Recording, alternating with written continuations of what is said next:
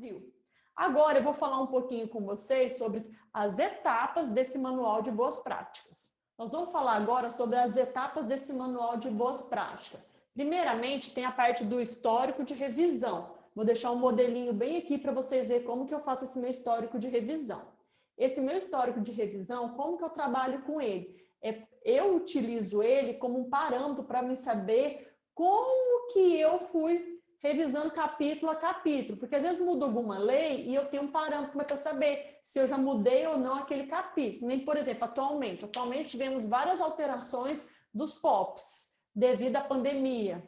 O que eu fiz? Eu vi os clientes que eu já havia revisado e não precisei de revisar mais novamente. Porém, um controle que eu tinha para saber qual que eu revisei, que lei que eu utilizei, qual capítulo que foi utilizado. Então, isso me ajuda muito. Vamos começar pelo número 1 do meu manual de boas práticas. O objetivo. Qual que é o objetivo daquele manual de boas práticas? O objetivo dele é estabelecer critérios técnicos para todas as etapas do meu serviço de alimentação. Qual vai ser o controle de qualidade que eu vou ter desde o meu recebimento até a minha distribuição? Como que eu vou estar trabalhando isso? Definir, então, qual é o objetivo desse manual, eu vou estar trabalhando com as minhas definições. O que vai ser essa parte das definições? As definições vai ser quando eu vou colocar algumas palavras que ficam um pouco mais complexas, porque, afinal de contas, o manual é um documento que tem que ser acessível a todos, de fácil linguagem.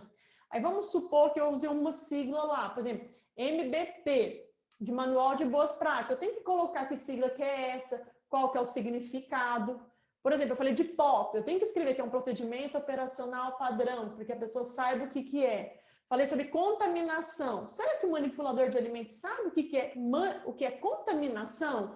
Muitas vezes ele não sabe. Então, é importante que eu coloque lá. Contaminação é a presença de substâncias ou agentes estranhos de origem química, biológica ou física. Então, tem alguns conceitos que é importante. Sobre desinfecção, produtos bactericidas, sobre siglas como EPI, tudo isso é muito importante. No capítulo 3, nós vamos falar sobre os documentos de referência. Quais foram os documentos que você utilizou para estar elaborando aquele manual de boas práticas? Você pode falar que utilizou o Códex Alimentar, quais portarias, quais resolução, que nem eu falei aqui, a nível nacional nós temos 216. Então, você pode falar que você usou 216, vamos supor, você usou um manual Alberc. Então, você vai lá e descreve que você utilizou. Eu usei o livro XYZ, que me ajudou muito. Coloca lá como referência que você utilizou, tá? Como se fosse um documento mesmo de escola, quando você coloca as suas referências bibliográficas.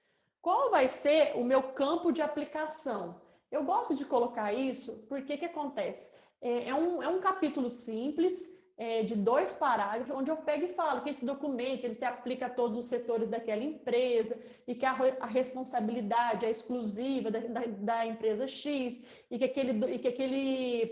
aquele manual ele é de responsabilidade de todos os profissionais. É só para a gente dar um apanhado geral de quem são as pessoas responsáveis. Logo abaixo desse campo de aplicação, eu sempre coloco uma caixinha que eu coloco assim, por quem que ele foi elaborado, aí eu coloco o meu nome e coloco o meu CRN.